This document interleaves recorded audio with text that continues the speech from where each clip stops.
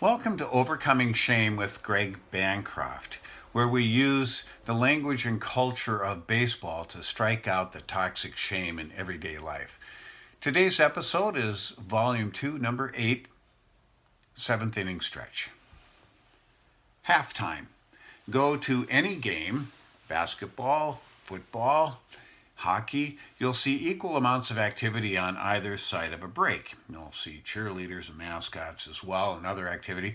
Maybe somebody shooting a basket from half court to try to win a new car, or shooting the puck from center ice into the crease for a fancy vacation, something like that. Baseball is different.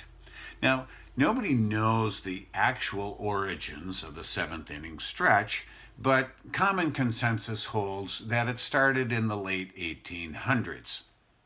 Odd, don't you think, that such a break occurs at halfway through the seventh inning before the home team comes to bat?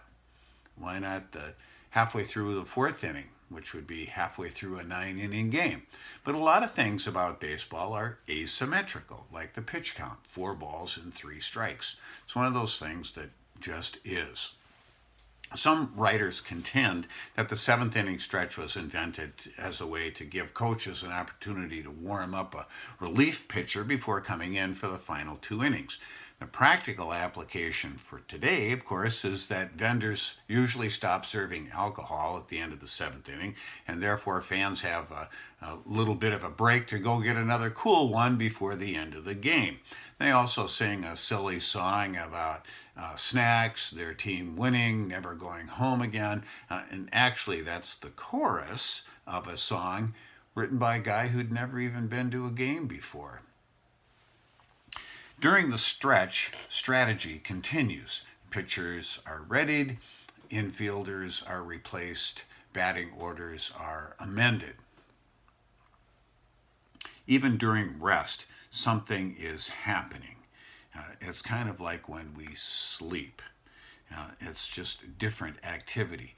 Think of our sleep at night. As we sleep, soft tissue is repaired, stiff joints are loosened up, toxins are gathered and readied for disposal. Even our brains are put into a state where they can think through thorny issues and solve difficult questions. That's why it's important to pay attention to dreams, although that's a different subject for a different day.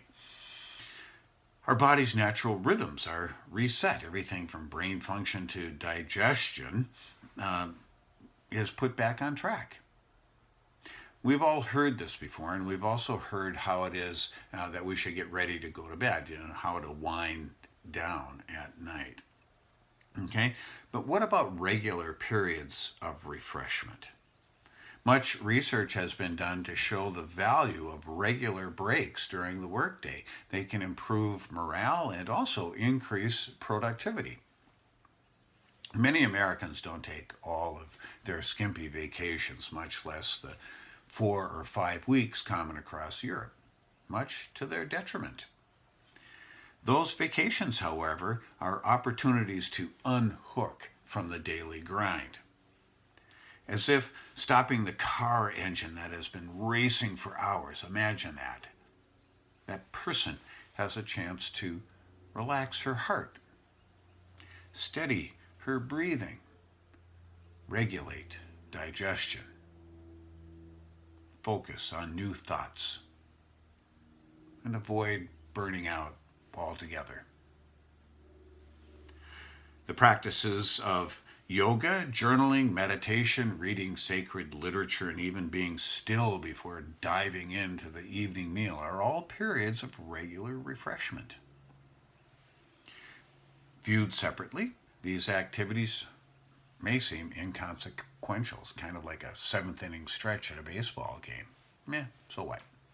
But over a period of a lifetime, they become part of the rhythm of one's life. Oceans ebb and flow, trees and plants grow, sprout, rest, seasons change. These stretches can restore and improve our lives.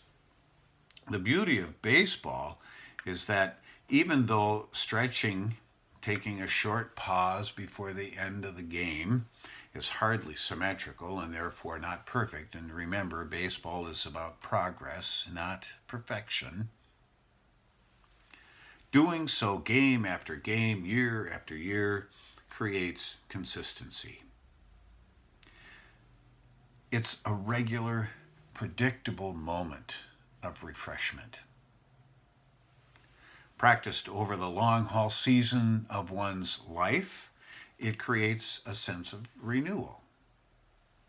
Refreshing yourself with daily moments of renewal, like meditation, quiet reading, yoga, walking, will keep you from burning up. It'll keep you from losing your edge. It'll keep you from destroying your important relationships. Here, too, you have to show up, you have to dig in, you have to suck less. It's up to you. You control your effort and your attitude. You have to decide. Decide to enter into a rhythm of refreshment instead of drive constantly. When you do that, you'll never want to go back to a place of constant driving effort where the end result is burnout and destruction. Let baseball help you. You got this. Attaboy. Attagirl.